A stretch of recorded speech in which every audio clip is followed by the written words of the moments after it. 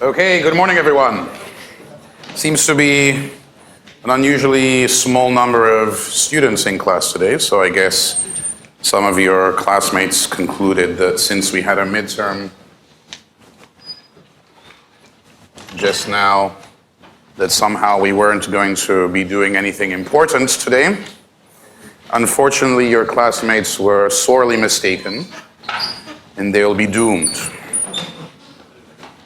Because today, we need to talk about a topic that tries to tie in several of our discussions earlier, including different theories of how the macroeconomy works, and supply shocks, and most importantly, the role that our views of the future have in determining our behavior now. So, to give today's topic a name, the topic that I want to talk about, which is something that has come up before in different forms, but we want to try and tie it all together, is inflationary expectations. So we want to think about inflationary expectations in several ways. One is, what is their role? What is their impact on behavior now? The second is, how does this change how we might want to think about the business cycle? And if we have time, the third is going to be, how does this change how we might want to think about policy? So, let's get right to it with the first part, which is, how is it that inflationary expectations might affect behavior and happenings now? And I apologize for this racket.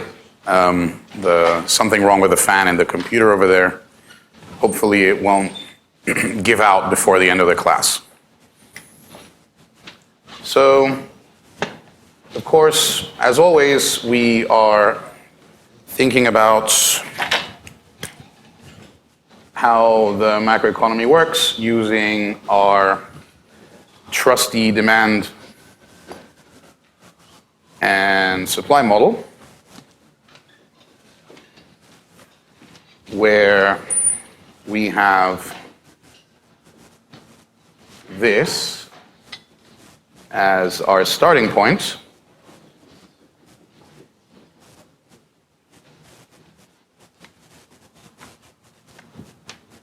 And you'll remember that a key assumption for how it is that this framework works is the idea of sticky wages. Remember? So most business cycle theories revolve around the idea that the aggregate demand curve may move around due to this host of different shocks that you might experience. But the only reason why that might lead to a fluctuation in output, a fluctuation in real variables, is because in the short run the supply curve slopes upwards, right? And why does the supply curve slope upwards? The reason the supply curve, and then to be precise, I guess I mean the short run supply curve, slopes upwards is because of two words: sticky wages. Right. So, let's start from that. Then, if we think they're sticky wages, we must think that wages are sticky for a reason. And the argument was something along the lines of, a lot of wages are not being set day to day in a spot market the same way that, let's say, oil prices are set, or copper prices are set, or the price for government bonds is set. Wages tend to be set using contracts that last for some period of time, and during that period are not that easy to renegotiate. And you'll remember that I used as an example my contract when GW hired me. When they first hired me back in 2000 BC, they hired me with a 3-year contract that had a salary in there that was going to bind us over 3 years, and then after 3 years, we renegotiate, or they fire me. So I guess firing is a form of renegotiation. So given that, during the 3 years of that contract, it is true that that particular wage is sticky. It'd be hard to. There are conditions under which they might be renegotiated, of course. Like, for example, if I publish a paper in the top econ journal, then the university is like, okay, this guy's doing really well. He's going to be able to generate outside options. So maybe to preempt that, we need to raise his salary. So there may be scope for renegotiation during those 3 years. But it's still limiting, right? The main point for negotiation is going to be the beginning, when the contract is first signed. So let me summarize that here. So wage contracts tend to last a while. And here's the thing. When you and I, or me and GW, are negotiating this initial wage contract, we know, well, I guess the first starting point is we are rational. We know that this contract is going to bind us for 3 years, with few exceptions. If this contract is going to bind us for 3 years, it means that when evaluating and formulating that contract, what do we need to have in mind? Well, we need to have in mind conditions now, of course, but since it's going to tie us down for 3 years, we need to have in mind what's going to happen over those 3 years. So, therefore, rational people will have in mind I'm going to leave a blank. Something, conditions over the duration of the contract. Right? And why did I leave this space here? Well, right now, you and I are negotiating, let's say, a 3-year contract. Do we know what's going to happen over the next 3 years? No, we don't. But does that mean that we don't have the next 3 years in mind? No. We have in mind some forecast, or to use the term that comes up in economics more commonly, our expectation of what's going to happen over those 3 years. We need to have that in mind when negotiating. Because we're reasonable. We know it's going to tie us down, and therefore when evaluating it, we need to have the entire duration of the contract in mind. So the word expected has now showed up in our discussion. What about the word inflation, which is misspelled here? Shut up!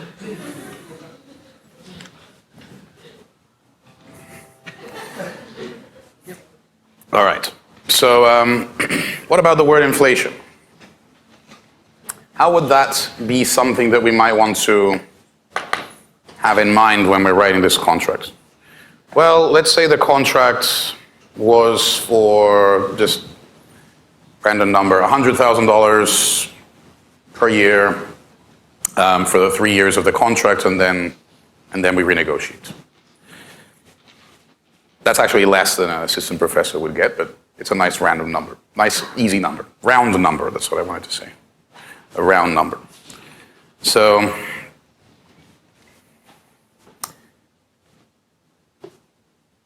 $100,000 now, this year, I know what that means, right?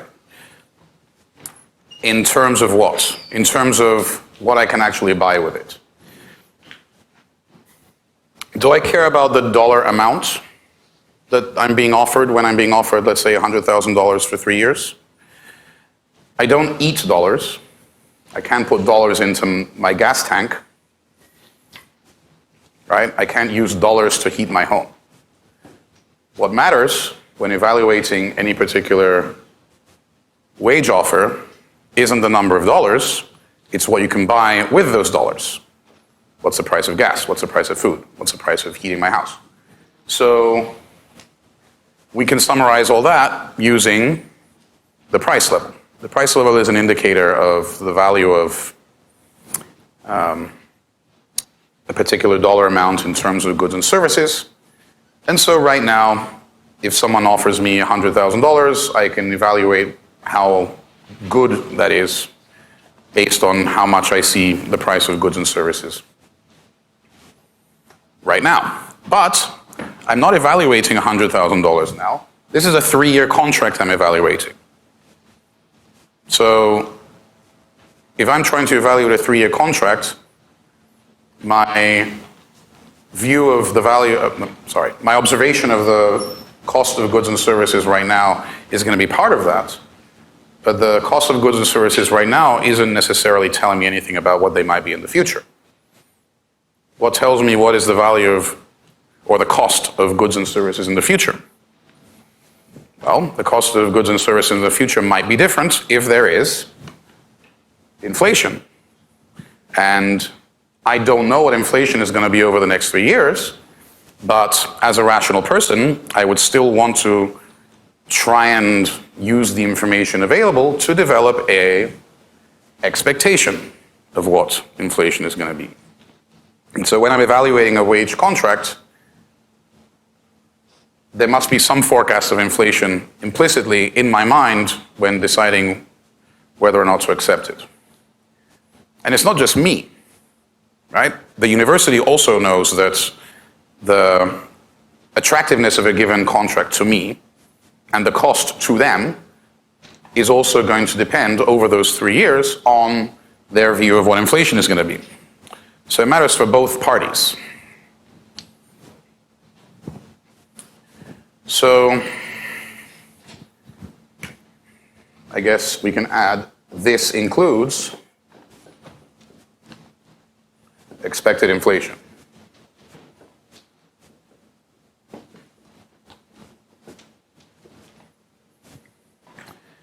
And if it includes expected inflation,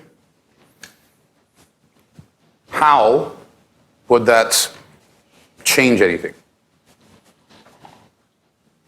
Well, imagine this contract, this imaginary contract I discovered that's $100,000 for 3 years in an environment with no anticipated inflation.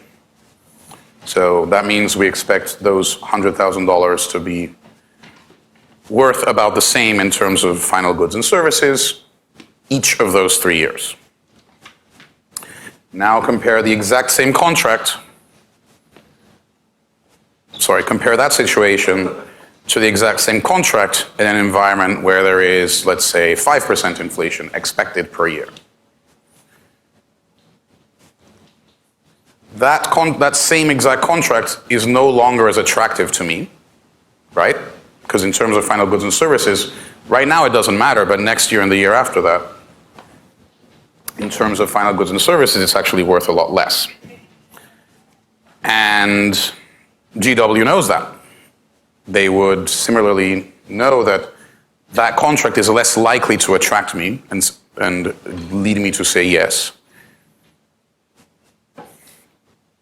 And so the point is that in an environment with higher inflation, or to be precise, an environment with higher expected inflation, because again, the future is not known, but that doesn't mean it can't affect the present through our beliefs. Higher expected inflation puts upward pressure on wages.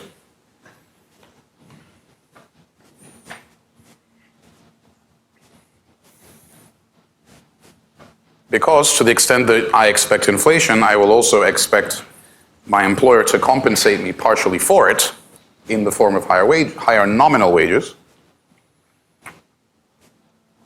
If they don't, well, I'm going to shop around, find an alternative. And similarly, in order to retain me, they will have to compensate me for inflation, which they actually do. Every year, GW raises my wage, sort of regardless of what I do. Okay, well, if I slack off, then they don't. So that does give them some leverage to sort of make sure that I'm doing my job. And if I do a fantastic job, then they may give me what's called a merit increase. But otherwise, they do generally sort of compensate us for inflation because they want to keep us. Yes?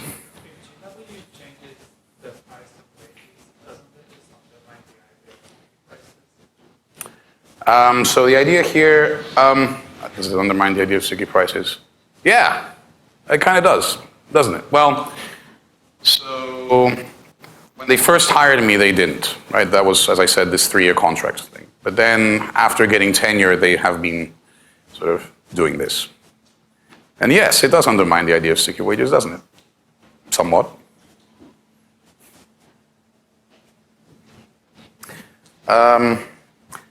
I guess in a way it doesn't because again, well, actually let's get back to that.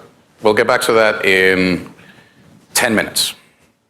And we'll see that in a way it does in a certain sense, but not entirely. So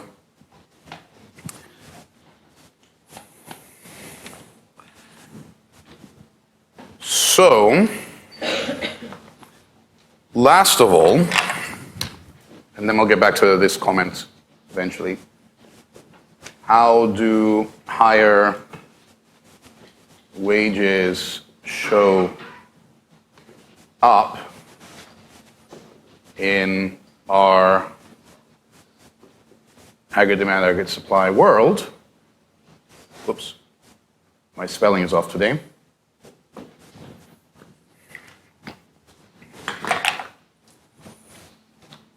How did higher wages show up? Well, higher wages are one of many examples of higher input costs. When input costs rise, what happens? Your supply curve shifts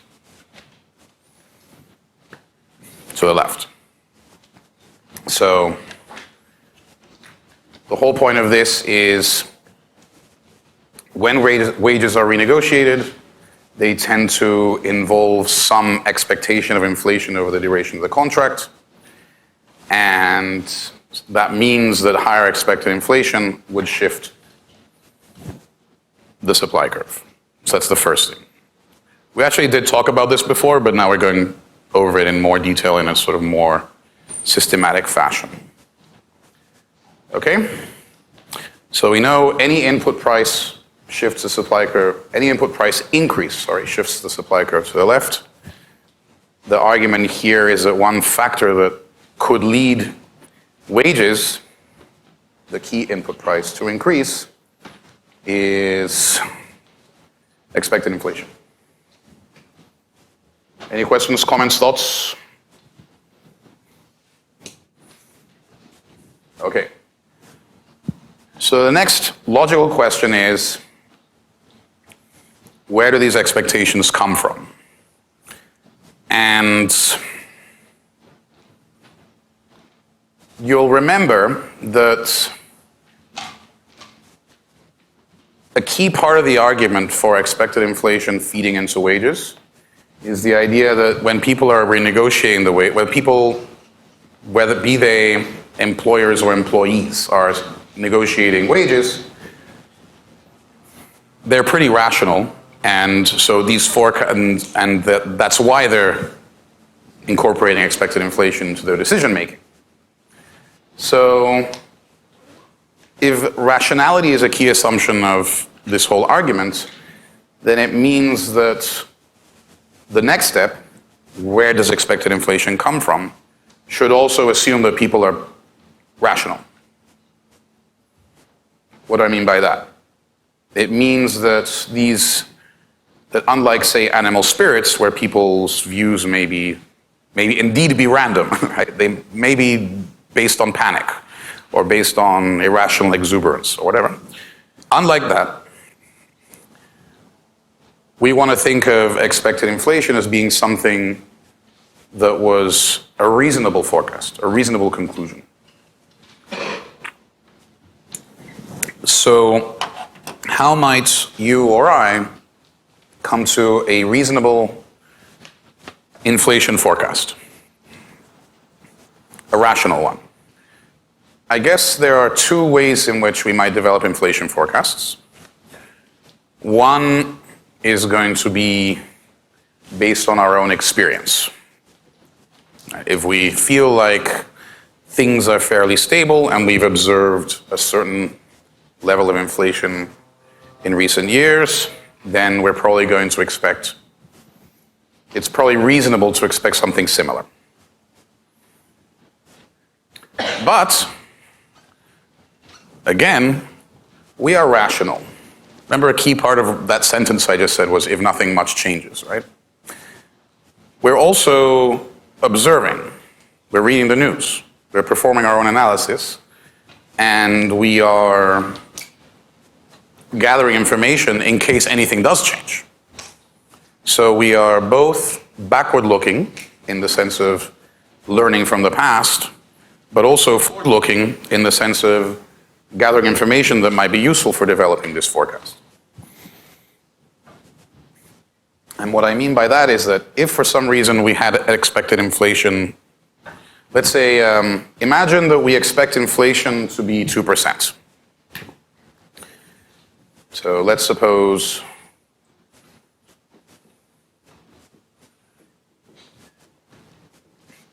expected inflation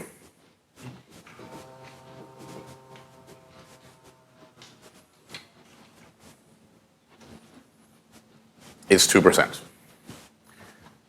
If expected inflation is 2%, and accordingly, the wages rise by 2%, so this thing moved over here by 2%, the way I drew it, it just kind of did it for its own reasons, right? But now, if we're thinking back and saying, well, if people expected 2% inflation, it must be based on something reasonable, what would that reasonable thing be?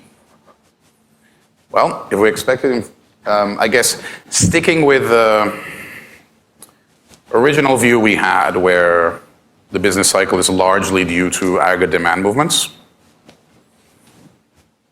why would we expect 2% inflation? We would expect 2% inflation because we expect aggregate demand to move in such a fashion that it would generate 2% inflation, right?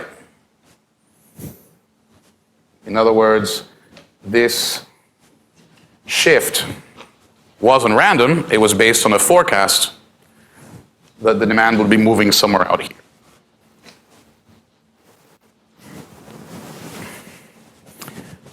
In addition, we're foreseeing that sufficiently far in advance so as to adjust our wages accordingly.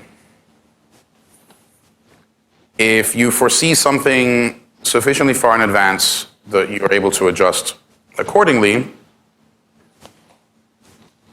well, we will end up in short-run equilibrium because we always do, that's how the theory works. But if we see things sufficiently far in advance that we adjust for them in advance, where are we? We're also in long-run equilibrium. So what it's saying is this demand movement occurs because we expected, this wage change that causes the supply curve to move is happening because the people living here expect a demand curve movement that raises wages by 2%. That raises prices by 2%.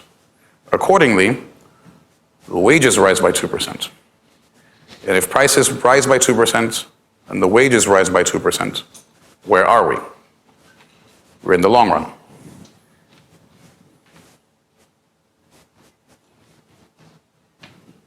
So let's make this a little more concrete. Let's say this is the aggregate demand curve for 2023. And this is the supply curve for 2023. And right now, we're negotiating wages. And right now, we have developed an expectation that inflation is going to be about 2%. It must be based on some information, right? Isn't a random thing. So, for example, why might we think the inflation is going to be 2% over the next year? Well, remember one of the factors of where the demand curve is income abroad, right? Because it affects the amount of our exports. So, for example, maybe one of our major trading partners is the European Union. Right now, the European Union is in a hole because of various sanctions that cut them off from, that fragmented energy markets. That and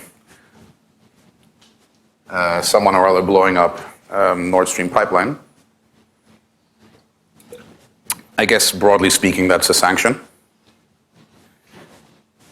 Anyway, so right now Europe is in economic problems because, among other things, they're restricted access to cheap energy sources. But what if that ends? What if we believe that these restrictions, this fragmentation of global energy markets will end in the next few years, in the next year or so? If we believe that, then we would forecast that our European trading partners are going to recover economically, which would boost their demand for our exports, right? That could be a rational belief, which could be, it could be a forecast. If that's our forecast, then we would expect the demand curve next year to increase in the fashion that I drew here. I'm going to write AD 2024, but remember, we're still in 2023, so what do I need to put in front of this? Expected. I'm just going to do that by putting an E here. So that's the expected aggregate demand. So our 2% inflation forecast is based on some view of what aggregate demand is going to do over the next year. That raises wages now by 2% in two ways. Coming back to your comment, one would be because the wages that are being renegotiated right now will be 2% higher. And the second is this implicit indexing of wages that might occur, like between me and GW. That would also be based on the expected inflation, right? Not the actual, but the expected. Both of those just move the supply curve over here by 2%. And if the forecast of where the demand curve is going to be is correct, which equivalently is the same thing as saying if the inflation forecast was correct, then what happens? In terms of real GDP, nothing. In terms of inflation, inflation equals expected inflation.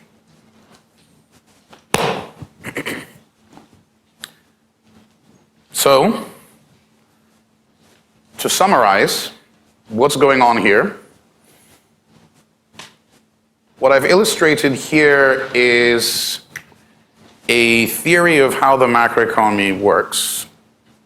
And by this I don't mean a school, I mean a way of thinking. The schools will come in a second. That's known as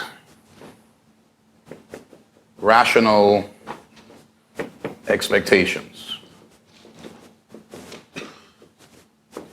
And the idea is basically this, that people making decisions now are making those decisions based on their forecasts of the future, first. Second, the forecasts of the future are reasonable in the sense that we are using all the available information to try and make a decent forecast. And in this case, the decent forecast is, okay, there may be the thing that matters for setting wages is the inflation forecast. But again, the inflation forecast isn't just coming out of nowhere. It should be based on, for example, where we think the demand curve is going to be next year. And if we are right, then in spite of the fact that there were changes in the aggregate demand curve, our response to that in advance by raising wages accordingly was such that when all is said and done, we never actually deviate from the long-run equilibrium, if we are right. And then the key thing about rational expectations is adding this idea that since we're pretty sophisticated, typically we will be right. Yeah? What is the current? You're asking me?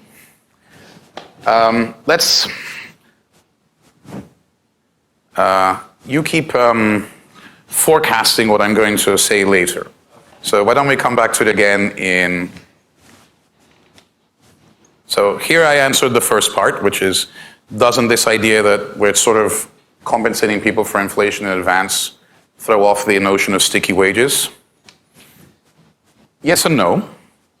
What it's saying, what we've discovered, or what we're seeing is that that compensation in advance, whether it's through negotiation or just kind of something that employers do to avoid losing their employees, should be fine to the extent, isn't going to, well, it is eliminating fluctuations, indeed, which, as you say, undermines this idea of sticky wages, but it's only on eliminating the impact of anticipated fluctuations in demand. Right? So the key point to make is that this doesn't mean that you can't have recessionary and inflationary gaps. What it does mean, however, is that for there to be inflationary and recessionary gaps, it must be that our forecast was wrong, right? And so then, regardless of whether wages are sticky or not, as long as you can't adjust for them immediately, as long as you're compensating people for expected inflation, but if something unexpected happens, you're not gonna. It'll take time before you can adjust.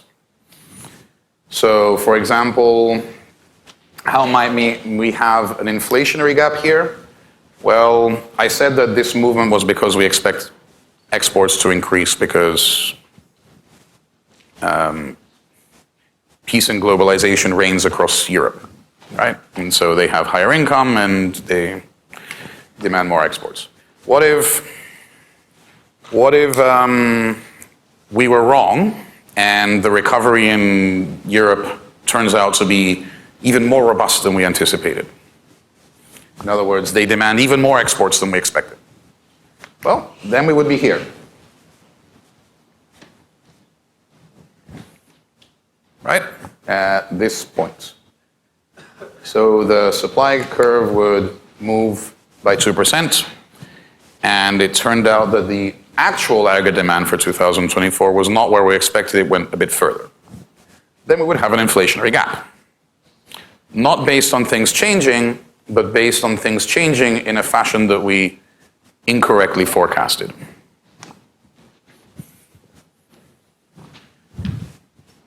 Alternatively, we could have made a mistake in the opposite direction. What if, for example, we thought that there would be a boost to exports because peace and prosperity would reign across Europe, but actually we were wrong, and the fragmentation of energy markets that's currently putting the European economy in a hole doesn't resolve itself. In other words, we thought there would be more exports, but there weren't. Well, then we would have made an error of the opposite kind, and we would end up with an actual aggregate demand curve that's below what we expected. We would be at this point here, and of course that corresponds to a recessionary gap. So the key here is not that you can't have recessionary and inflationary gaps. The key is that you can have, in order to have them, you need there to be not changes, but unanticipated changes. Changes, or to put it another way, a mismatch between what was forecast and what actually ends up happening. Okay? Any questions or thoughts about that? And this should remind you very strongly of our discussion from a long time ago about different schools of macroeconomics. So remember, when we talked about schools of macroeconomics, we started off with classicals, who are basically microeconomists, and we talked about Keynesians, who talk about animal spirits. Then we talked about monetarists, who obviously talk about money. And then there was a real business cycle theorists, let's leave them aside for now. And then there were the new classical and the new Keynesian. And I told you at the time, what's special about them is that they say that only unexpected shocks matter, expected shocks don't. So now you're seeing in more detail the argument behind that, why it is that unexpected shocks might not matter. It's because, why it is that expected shocks might not matter for real variables. It's because if a change is seen sufficiently far in advance, then the wages are set in advance accordingly. One way of thinking of it is the self-correcting mechanism starts to function as soon as we can forecast that something is going to change. And so when the thing actually does change, its impact is only on the price level, not on real GDP. And so both the new classicals and the new Keynesians would agree with that. The disagreement among them would be about, again, well, obviously, new Keynesians obviously still think that animal spirits are the thing that could change unexpectedly, whereas new classicals don't. And the other thing that I guess distinguishes new classical and new Keynesian economists is that new Keynesians think that the time frame over which we develop and update our expectations is very long. In other words, they think that a lot of stuff is unexpected. That we're not very good at adjusting our expectations in the face of new information. So they, I guess, have less trust in our rationality, I suppose. Or I guess our ability to gather and process relevant information. Which is fair enough. GW, have a center for, what's it called, financial literacy in the business school. If we have a center for financial literacy, it suggests that there must be a lot of financially illiterate people out there. And to the extent that they are, their ability to correctly and accurately and forecast stuff, and I guess in particular rapidly update their forecasts in the face of new information might be limited. Okay. Any questions, comments, or thoughts about this? So, yes? I'm sorry, I was just wondering, since the wages are on shorter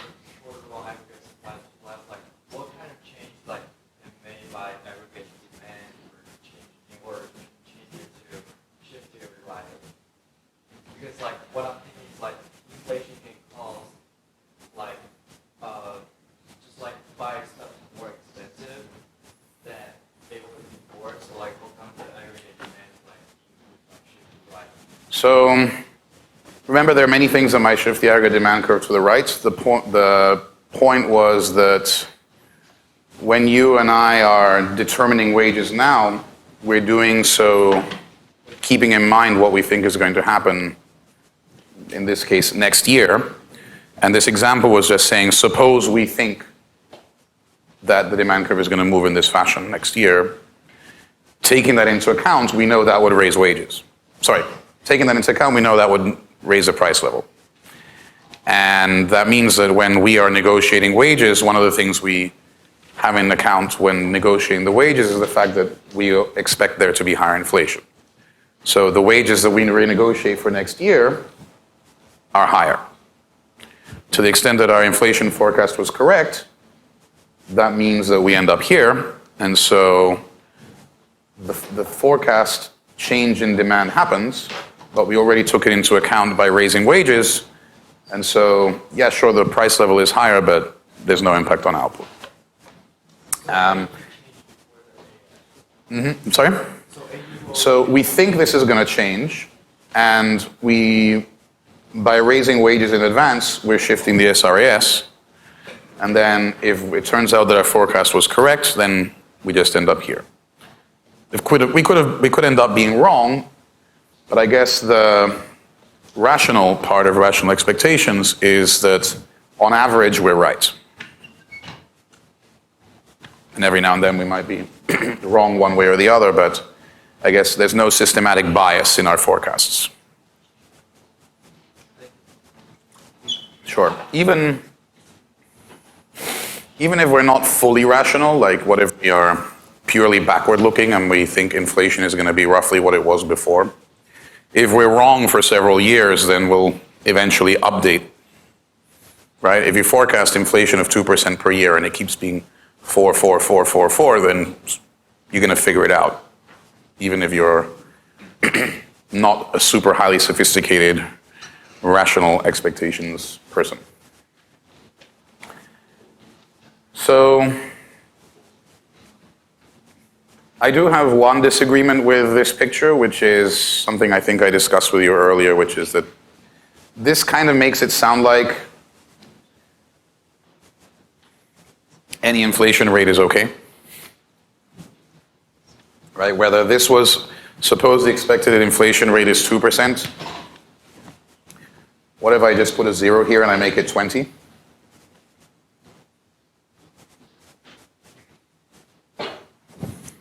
Does it make any difference? No.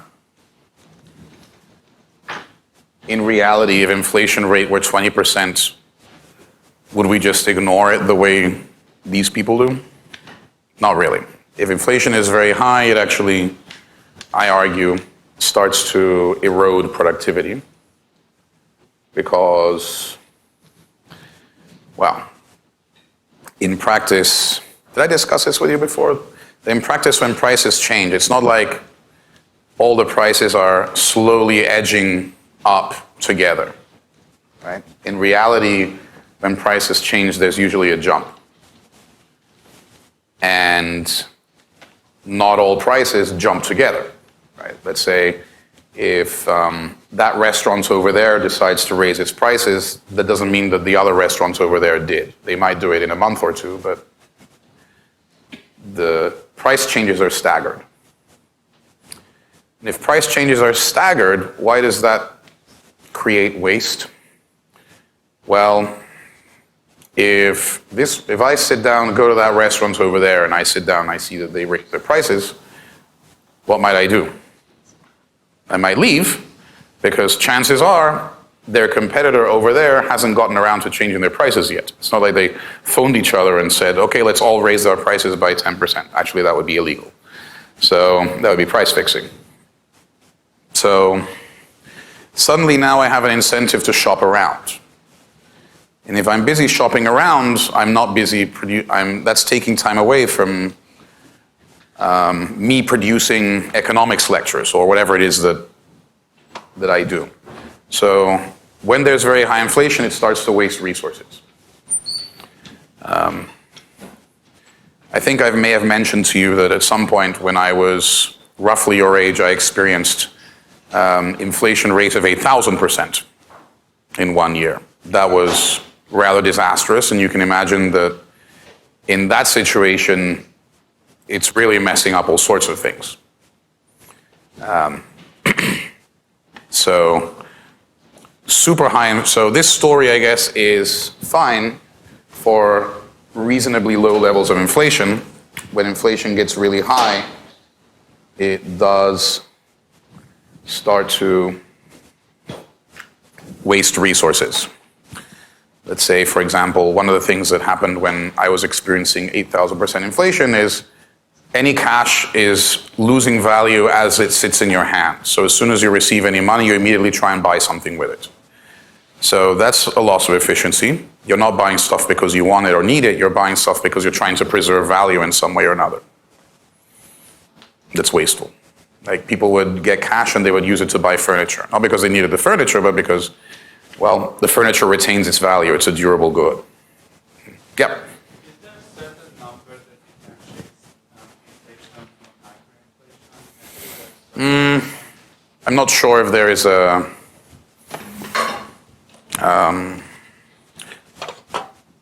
I mean, I'm sure if you found a textbook, someone would give you a definition, but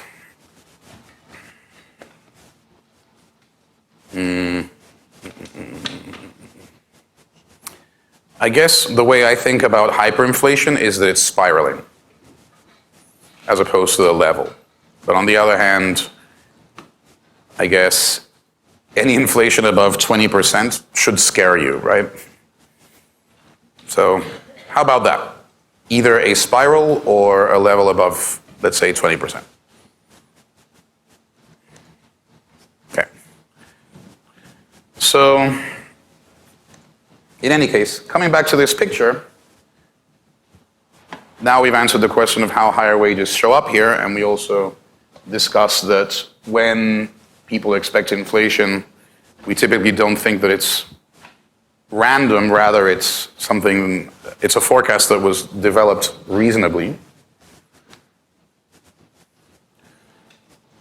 And the last thing for us to think about is, does this change how we think policy should be conducted by either the government, which determines fiscal policy, or the Fed, which determines monetary policy?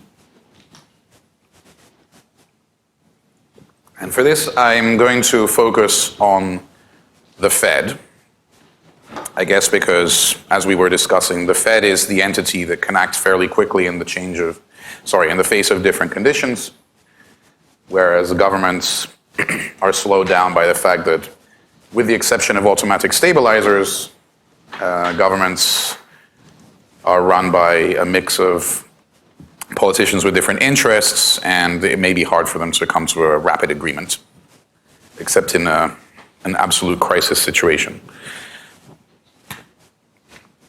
So, how should the Fed act if this is the way the world works?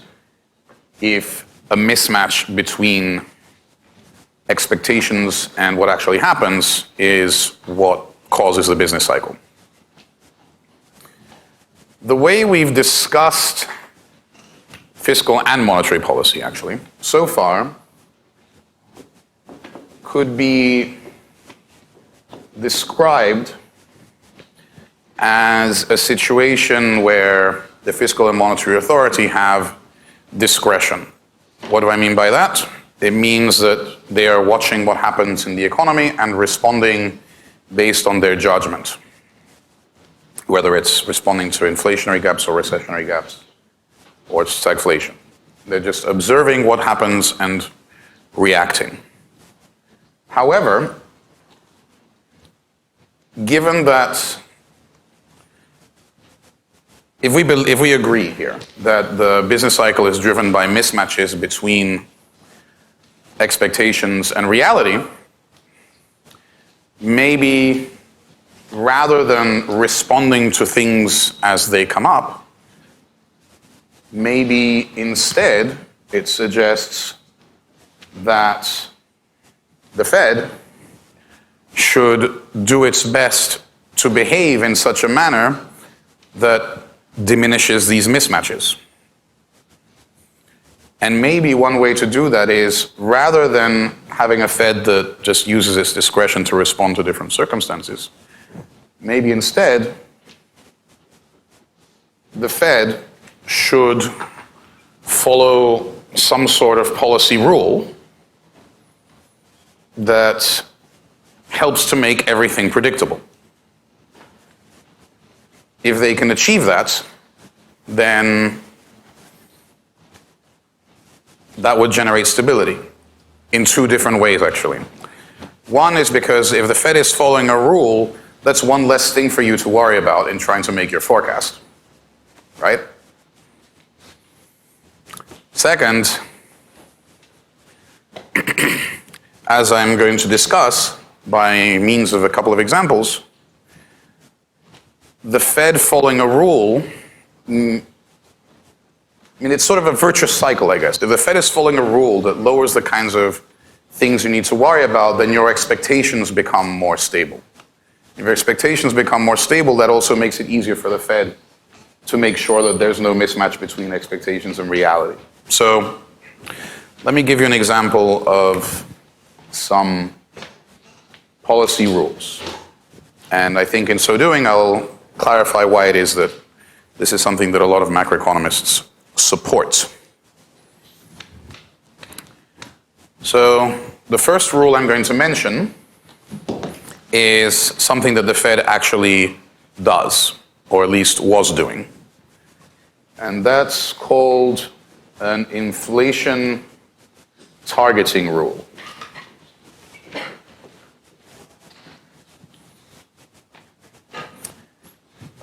So this is pre-COVID. Everything is pre-COVID. So the way an inflation target rule works is that the Fed announces an inflation target. Let's say, for example, the Fed announces our inflation target for the next year is 2%. And for the year after that, 2%. And going forward, our inflation target is 2%. Suppose we believe them, right? If we believe the Fed that their target is 2% and they're going to do everything they can to make sure the target is 2%, what does that mean? It means our expected inflation is 2%, which means our supply curve will move across by 2%, which means the Fed knows exactly what the supply curve is next year, which means they just have to use their monetary policy to make sure that the demand curve ends up exactly there. So, again, a key part of this is us believing the Fed, but if we believe the Fed,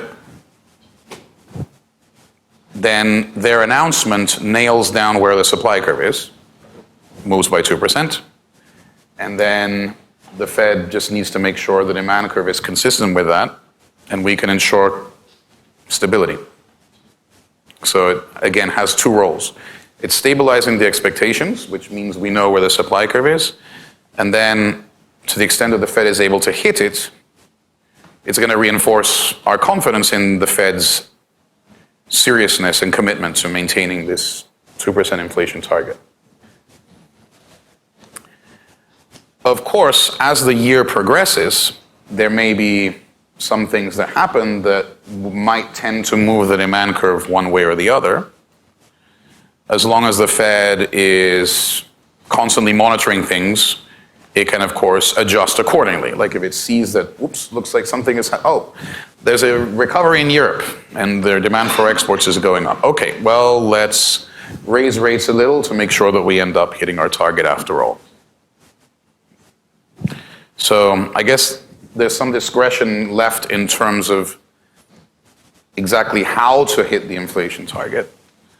But the good thing about the inflation target, I guess, is that first of all, we don't need to worry about how it is that the Fed is hitting it. Most people don't understand how monetary policy works. But we understand what inflation is. And so it's a sort of straightforward way of communicating with the public what to expect, thus allowing it to, well, do whatever it wants to try and make sure that it hits the target. And of course, if it succeeds, we have no business cycle. We have perfect stabilization. Any questions or comments about how inflation targeting is supposed to work? Like what its supposed benefits are. Okay. I'm going to give you another example of a rule, just so that you can see that maybe I'll give you 2 more examples depending on how much time we have. Suppose you're a monetarist. Okay? If you're a monetarist, you might understand how inflation targeting works, or is supposed to work, but then you would say, but why think about this in terms of inflation target? What really matters is the money supply. So why not target the money supply there and make that the thing that I target? So many, many years ago, the Swiss central bank was run by monetarists, and they decided to do this. They had, instead of saying, suppose that let's announce an inflation target of 2%, the monetarists would say, why have all this inflation mumbo jumbo? Why don't we just grow the money supply by 2% every year?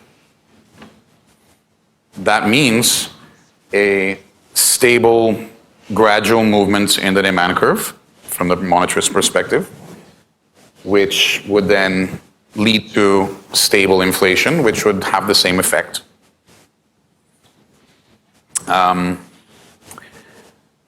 Does the Swiss central bank control the money supply directly? No, the Swiss central bank controls the monetary base, right? So in practice, what this means is I'm growing my monetary base every year by 2%. And as long as the multiplier is stable, of course, that translates into 2% money supply growth. If the multiplier is stable. For reasons that I don't quite remember right now, at some point when the Swiss central bank was doing this, suddenly the multiplier increased significantly. So they had this sudden increase in the money supply and this massive burst of inflation, which led to the end of that approach to monetary policy. But anyway, that is an example of a different rule. Let's see how we're doing for time. We have 50 minutes. So I'll give you a third example, and then we'll wrap up. Here's a problem. All of this discussion has been predicated on the idea that it's the demand curve that jumps around and that we need to stabilize, right? What if there are supply shocks?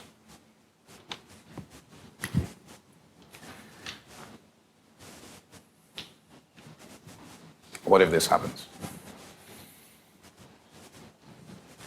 We would be here, or at least as soon as a supply shock happens, you know that we're headed here.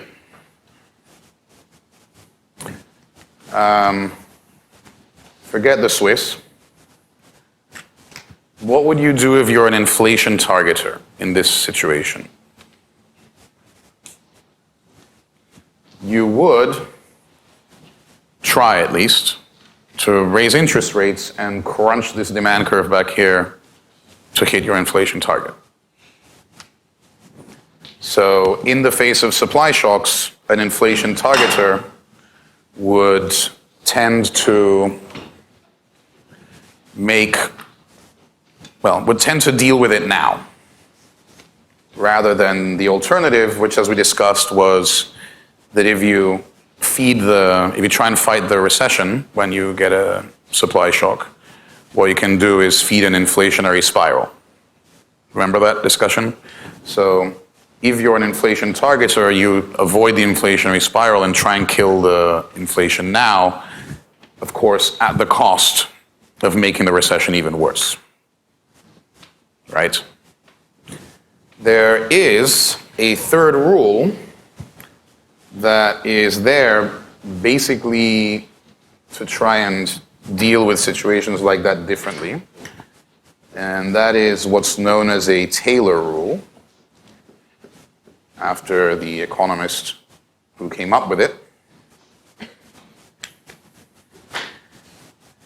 And that is a bit different. It says the Fed's target interest rate, remember the Fed usually has a target rate, should rise if there's an inflationary gap, fall if there's a recessionary gap, rise if inflation is above some desired rate, and fall if inflation is below some desired rate.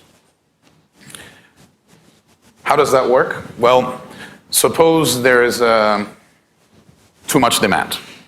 What does the Taylor rule say? Well, on the one hand, we're above potential GDP, so we should raise rates, and we're above our desired inflation, so we should raise rates.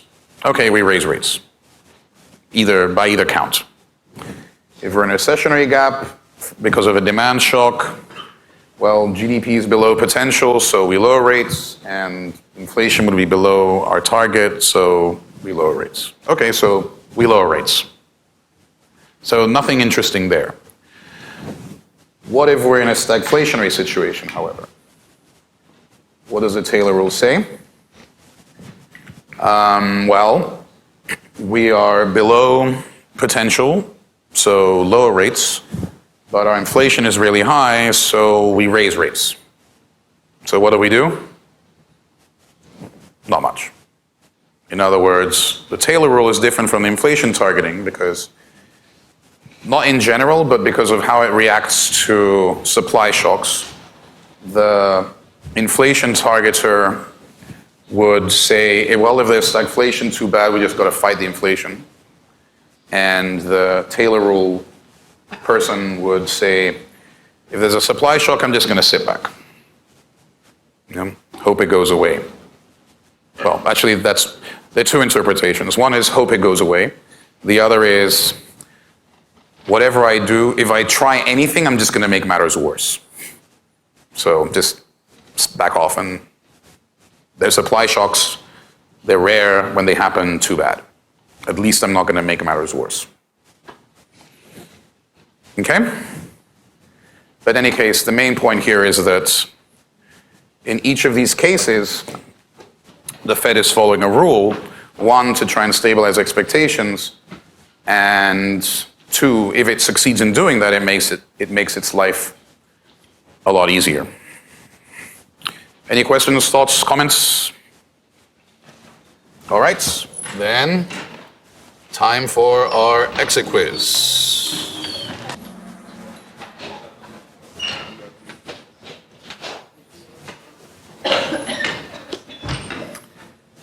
First question. This has multiple answers. Expectations play a key role in which two business cycle theories?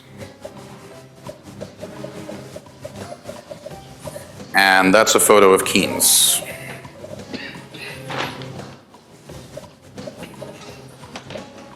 Fantastic moustache.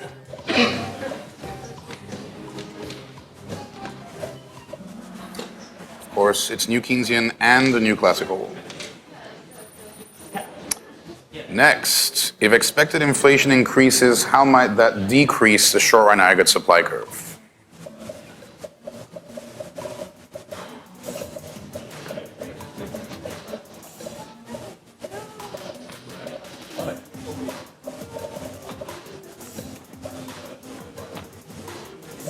Of course, the answer is wages rise.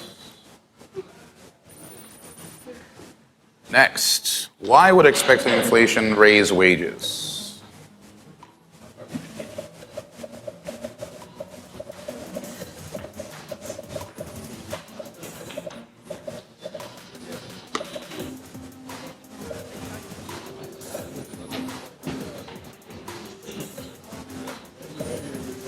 The answer is, of course, because new contracts must compensate for future inflation. 4. If all this is true, the business cycle is due to a mismatch between what?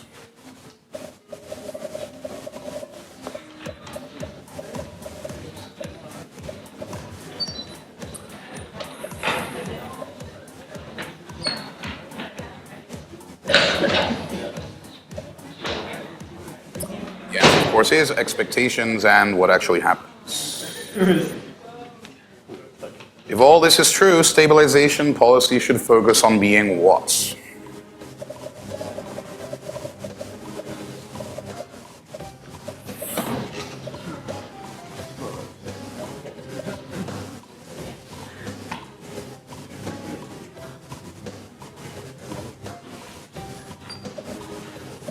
Predictable. This is a poll, so there's no correct answer. With rational expectations, what do you predict that GW's new moniker is going to be?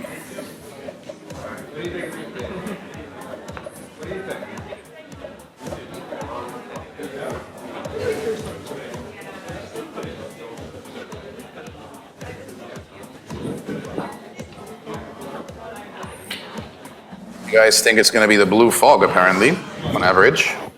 Interesting. The other class thought revolutionaries was slightly more likely, but we'll see. And last of all, according to me, what can happen if expected inflation rises too much?